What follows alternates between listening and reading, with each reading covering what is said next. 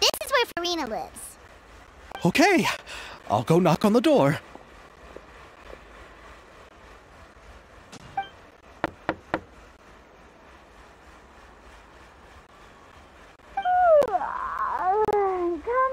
Coming. Seriously, who's knocking before afternoon tea? Huh? Who are you? Lady Furina, please allow me to introduce myself. I am Xavier, a film director. Hello. Oh, is that the traveler in Paimon I see behind you? And who's this? I'm Chiori. Ah, the one from Chioria Boutique. Hello. So, what are you all doing here? Do you need something? Did you just get up, Furina? It's already past noon, you know. Huh? Oh, Paimon means the weather is so nice in the afternoon and the sun is so warm. Just like how you make us feel. Sleeping in late is a really smart idea. No. I was just up late last night reading some novels. What does sleeping in have to do with the weather? This is a small gift we've prepared for you, Lady Furina. We hope you like it. No need to be so formal. I'm just a regular person like everyone else now. Oh, is this Fontainalia mousse? It's one of my favorites! That's great! So, actually, there's something we need your help with. Given your renowned passion and understanding of drama, I would like to ask that you serve as the director of our film crew. Oh, but didn't you just say that you're a director? Yes, but for this particular project, I'm mainly working as a producer. Besides, I'm sure that your understanding of the performing arts far surpasses my own, Lady Furina. Are the Traveler and Paimon also part of the film crew? Yep, we sure are. Paimon's the clapper loader and she's the camera operator. Camera operator? That can be a pretty technical job, and it directly affects the final quality of the film. Are you really up to it? No, I'm not questioning your abilities. It's just that I've never really seen you use a camera before. Maybe you can come up with a test for the Traveler and see for yourself. If she can satisfy you with her camera skills, then you'd have nothing to worry about and can join the team. What do you say? You sure are getting better at rolling with the situation, Paimon. Oh, I do wish to see how skilled the Traveler really is with a camera. All right, how about this? We'll work with what we have. I'll give you some scenarios and see if your work is up to my standards. Very good. It's essential for the camera operator to understand the director's vision. I'll make my decision after seeing your work. Are you ready? I have high standards, you know. Okay, grab the camera and I'll give you a scenario.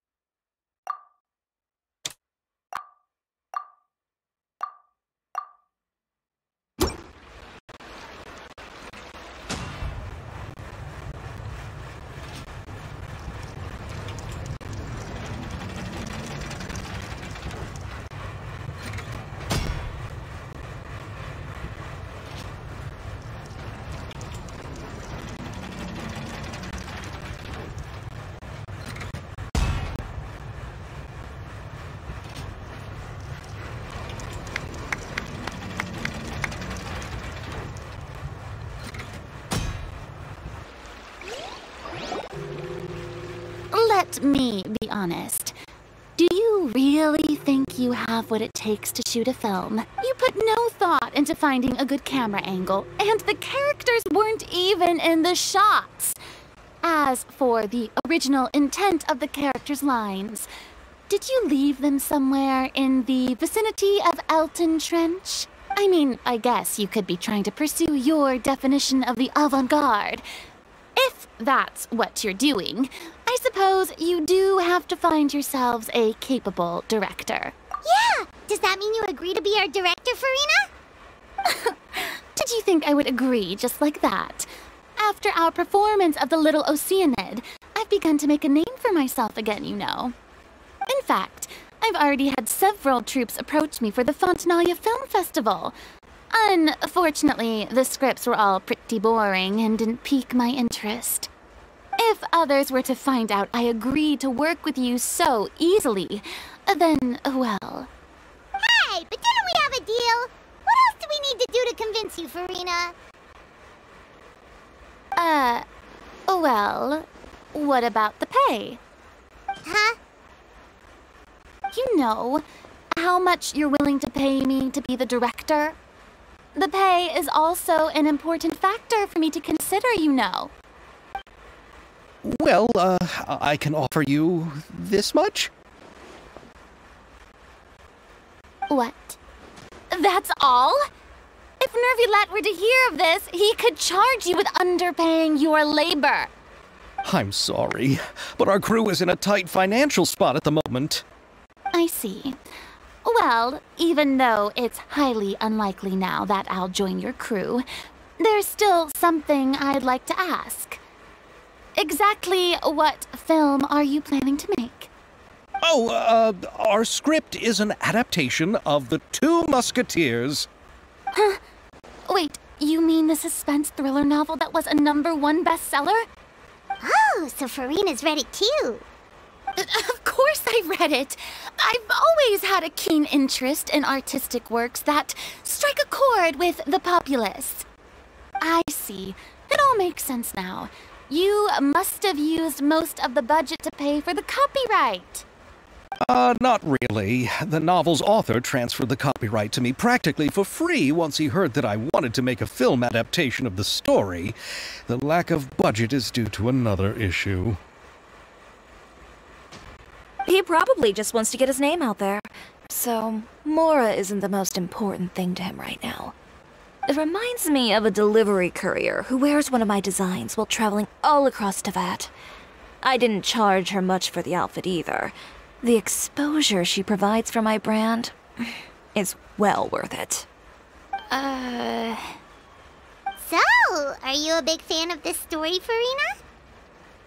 Well, it's alright. The pacing of the story is good, but the character relationships could use some work. When I was reading it before, I always felt like some things were left on a rather unsatisfactory note. I have high standards, you know. Ahem, Mr. Xavier, if, hypothetically speaking, I agree to be the director, how much freedom would I have in terms of script revisions and creative interpretation? Oh, as much freedom as you would need. I wouldn't dare doubt the tastes of Fontaine's greatest star. Good. Then I'm free to alter the script as I see fit? Absolutely, no problem. All right. It seems that your crew really can't go on without my care and direction. So, you agree? Yes, I agree. Although the pay is well below what someone of my caliber deserves, a great script calls for a great director. I mustn't let a perfectly good story be ruined due to lack of funds. If you have fine cheese and bread, you wouldn't just let it sit on the counter and get moldy just because you lack an oven, right? Oh, Hydro Archon above! I'm not dreaming, am I? Somebody pinch me. There's no more Hydro Archon, you know. And it's still a little early to celebrate. There's a lot that goes into shooting a film. Although the trickiest tasks of finalizing the script and casting the actors have already been taken care of, we'll still need to reserve filming locations. Not to say set up lighting and props. And by the way, since we'll be filming The Two Musketeers, we'll need to find an action choreographer. Ideally, a professional who has actual experience with muskets. Yes, I've thought about this as well.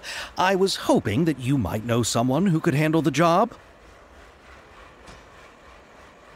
Me? If this was before, I could have simply asked Glorand.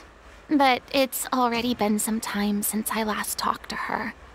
Navia can also use firearms, but unfortunately, her style is quite different from that of the characters in the story. Could we ask the Special Security and Surveillance Patrol? Oh, you mean the Special Patrol's Musketeers? Yes, that's right. They work with muskets every day. I can't think of anyone more qualified than them. They would be under Nervilette's jurisdiction. Unfortunately, I don't have any connection with them at all. So, in the end, we still have to start by talking to Nervilette. No need to go to all that trouble. I know their Captain Chevres. Oh, you do? Wait, Chiori, how do you know the captain of the Special Patrol's Musketeers? No particular reason. Running a business means dealing with some trouble from time to time, and she's helped me out on a few occasions. In return, I've helped her handle a few situations in which the Special Patrol couldn't get involved directly. So, we've gotten to know each other over time. So you're saying there's been times when the Special Patrol needed a fashion designer to handle a situation? Your work is becoming more and more mysterious. It'd be best to keep it that way. Anyway, enough about that. What do you all think about asking the captain to be our musket action choreographer? She sounds professional enough.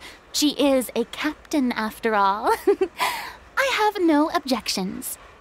But I imagine the Special Security and Surveillance Patrol must be busy with their duties. Do you think she'd really have time to help with shooting a film? And then there's the issue of pay. Well, it just so happens that she's also not the kind of person that's just after Mora. As for whether she has time, I'll have to go and ask her first. Then I'll leave that to you. Macaroni's on sale today, so I've got to go. You can just tell me how things went when we discuss tomorrow's plan later. No problem.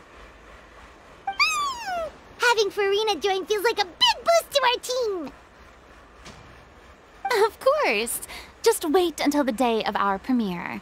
You'll witness the true power of my name in these lands. You'll be so glad I agreed to help. I can guarantee that even the standing tickets will be sold out. I'll be sure to ask some people I know to see if they'd be willing to act as extras.